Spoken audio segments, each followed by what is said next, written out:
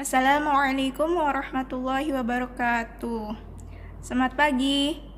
Apa kabarnya anak-anak? Alhamdulillah, semoga kita selalu dalam keadaan sehat walafiat. Oke, sebelum mulainya pembelajaran, mari kita berdoa terlebih dahulu. Berdoa dalam hati mulai. Berdoa selesai. Oke, hari ini pembelajaran PAI. Dan silakan ya absen dulu. Kita absen dulu. Siapa yang tidak hadir hari ini?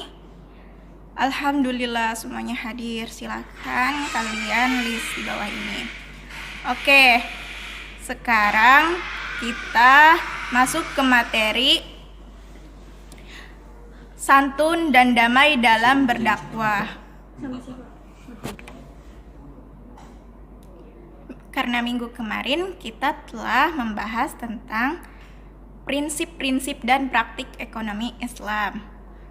Nah, sekarang santun dan damai dalam berdakwah itu yang pertama kita membahas tentang khutbah, yang kedua kita membahas tentang dakwah, yang ketiga membahas perbedaan antara khutbah dan dakwah, yang keempat kita mengetahui tentang bentuk dakwah.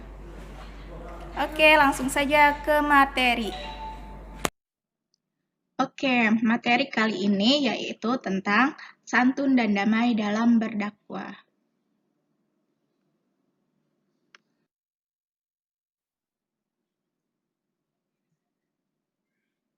Santun dan damai dalam berdakwah, yang pertama itu kita membahas tentang khutbah. Nah, di sini khutbah itu yang pertama ada syarat, rukun, sunnah, dan adab. Lalu selanjutnya yaitu tentang dakwah. Kemudian perbedaan khutbah dan dakwah, bentuk dakwah. Bentuk dakwah ini yang pertama itu ada lisan, kedua secara tulisan, yang ketiga itu tentang keteladanan.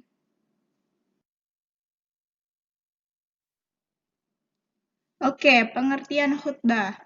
Khutbah secara bahasa yaitu perkataan.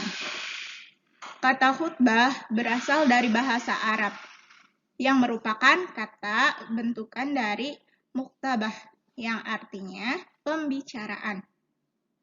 Ada pula yang mengatakan berasal dari al-khutbu yang berarti perkara besar yang diperbincangkan. Itu khutbah menurut bahasa. Oke, selanjutnya yaitu tentang khutbah secara istilah. Khutbah secara istilah yaitu menyampaikan pesan takwa sesuai dengan perintah Allah Subhanahu wa Ta'ala dengan syarat dan rukun tertentu. Contoh, khutbah Jumat, khutbah Idul Fitri, dan khutbah Idul Adha. Seperti itu. Ibu, syarat khotib dan rukun khotib, sunnah khutbah dan adab-adab sholat Jumat itu seperti apa? Yang pertama, syarat khotib, yaitu yang pertama muslim yang telah balik, berakal sehat, terus taat beribadah. Yang kedua itu mengetahui syarat, rukun, dan sunnah. Yang ketiga itu suci dari hadas. Yang keempat, fasih dalam membaca Al-Quran. Yang kelima, memiliki akhlak yang terpuji. Yang selanjutnya yaitu rukun khutbah. Yang satu, membaca hamdalah pada kedua khutbah. Yang kedua, membaca syahadat. Yang ketiga, membaca sholawat atas Nabi. Yang keempat, berwasiat kepada jamaah, yaitu mengajak jamaah. Yang kelima, membaca ayat suci Al-Quran. Yang keenam, berdoa memohon ampunan dan keselamatan. Sekarang sunnah khutbah. Yang pertama itu, khutbah disampaikan di tempat yang lebih tinggi. Yang kedua, disampaikan dengan kalimat yang jelas, sistematis. Lalu, tidak terlalu panjang. Dan kemudian, secara tertib. Itu sunnah khutbah. Lalu selanjutnya, adab-adab sholat Jumat. Yang pertama itu, berangkat ke masjid lebih awal. Yang kedua, mengisi shaf yang kosong. Yang ketiga itu, memperbanyak zikir dan berdoa. Yang keempat, mendengarkan khutbah, tidak boleh berbicara. Lalu selanjutnya yaitu kita pelajari tentang dakwah. Dakwah secara bahasa berasal dari kata doa yang artinya memanggil atau menyeru dan mengajak. Secara istilah, dakwah yaitu mengajak orang lain untuk meyakini kebenaran ajaran Islam dan menjalankan syariatnya.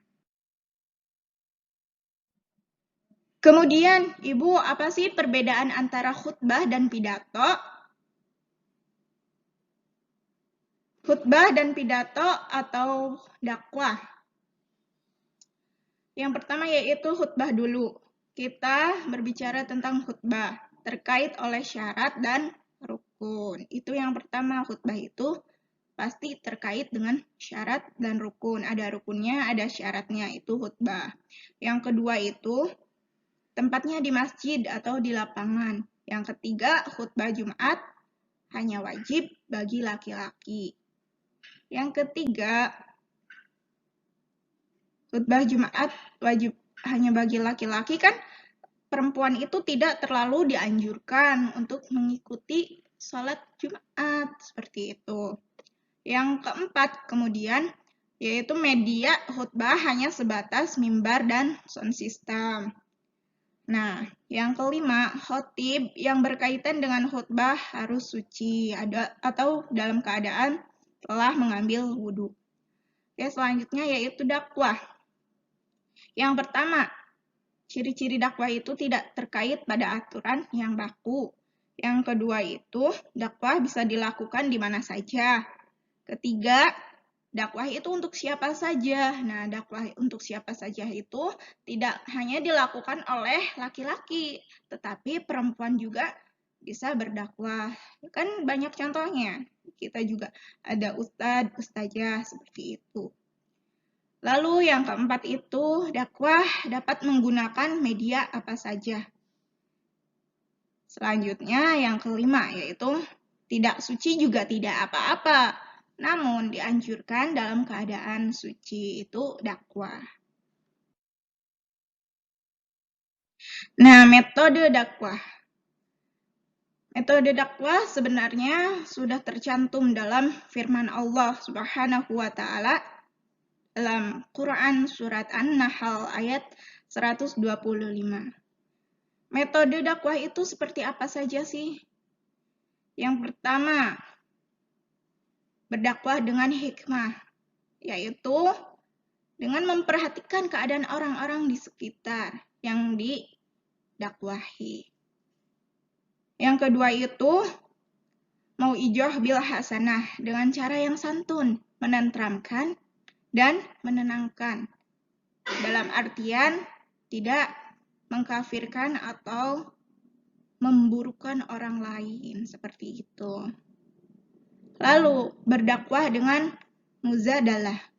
Dakwah dilakukan dengan diskusi, dialog, atau dengan musyawarah dengan cara yang baik. Oke, ayatnya tentang An-Nahl.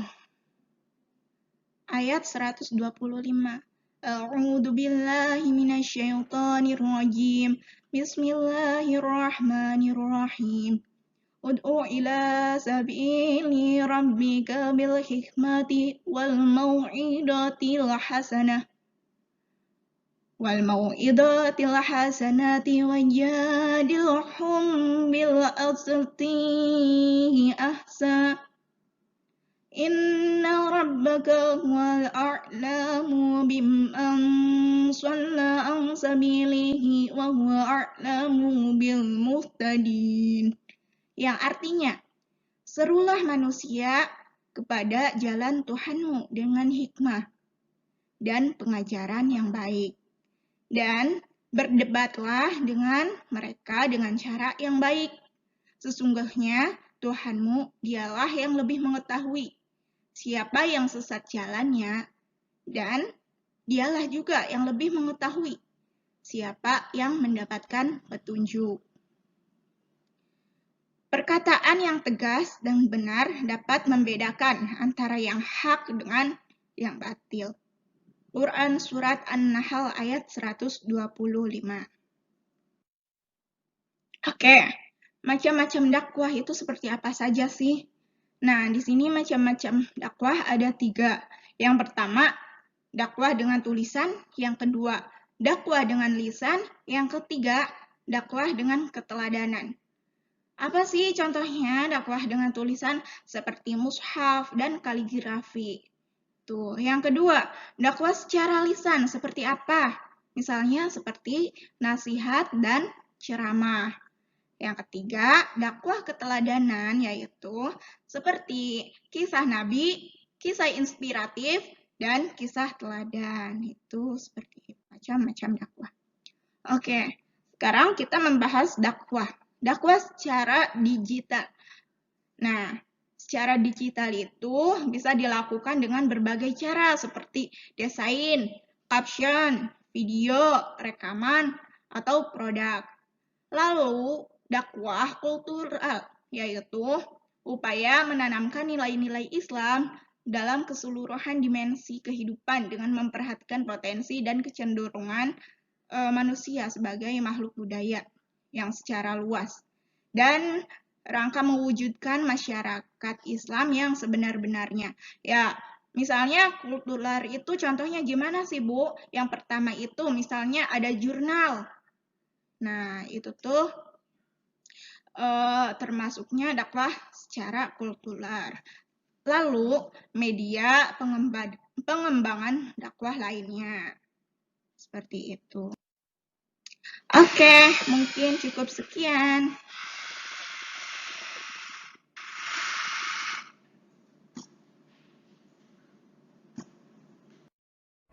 Alhamdulillah, untuk materi hari ini kita cukupkan. Nah, untuk tugas, silakan kalian rangkum ya materi tadi, dan nanti dikumpulkan ke ibu. Oke, terima kasih anak-anak. Semoga ilmu hari ini dan ilmu-ilmu lainnya bermanfaat untuk kalian.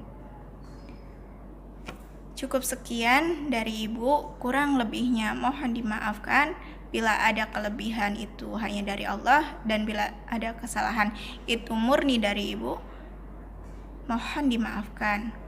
Wabillahi taufiq wal hidayah. Wassalamualaikum warahmatullahi wabarakatuh.